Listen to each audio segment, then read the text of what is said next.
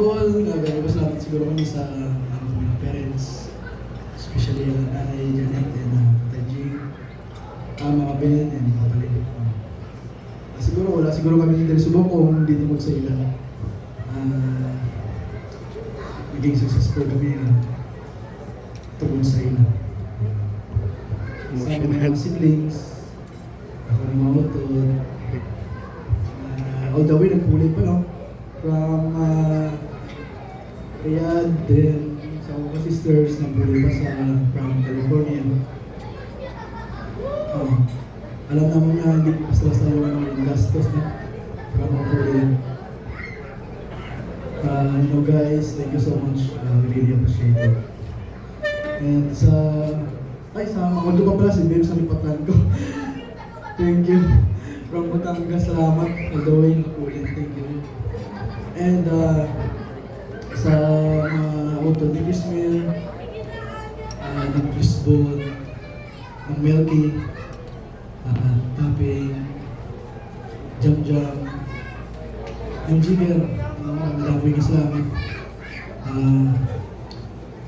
Alam naman niya, aray ka mo permi para sa mga support. Sa mga cousins, thank you so much. King, salamat sa message. We really appreciate it. And sa tiya ko pala, Tita Bukay, nagpuli din all the way sa Canada. We really appreciate it. And madami ka salamat sa support, sa mga family.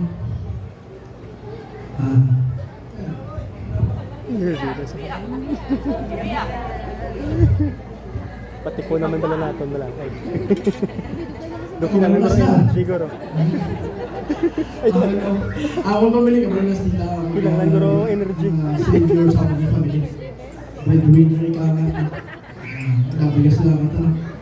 Kaysa na naman yung mga pakaisa, cousins, tiya nga rin sa buong, sa mga maninay, maninoy nga nagkabot, nag-attend sa mga wedding, no? Thank you so much. Happy kami ng Christmas nga, hindi ka masubong sa mga tabangan.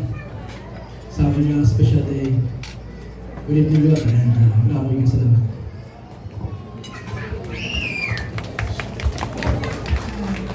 Hello, ngayong gabi. Thank you, Gid, sa nagkanto.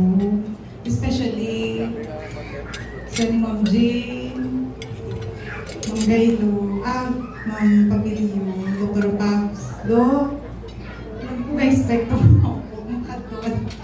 As in, pailing ko as in. Na sa tanan-tanan ko mga sponsors, principal sponsors, thank you Gid, sa inyong time.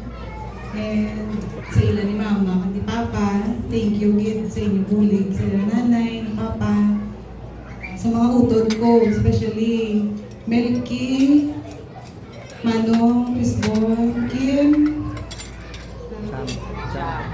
Jam, nung Jigger, Diyos ko siya nung Jigger, yun ang kwan, ang sako-sako, yun yung pang-driver.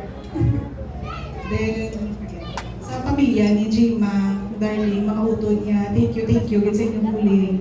Sa mga tito and titas, thank you gid sa inyong bulig. Since May 26, mga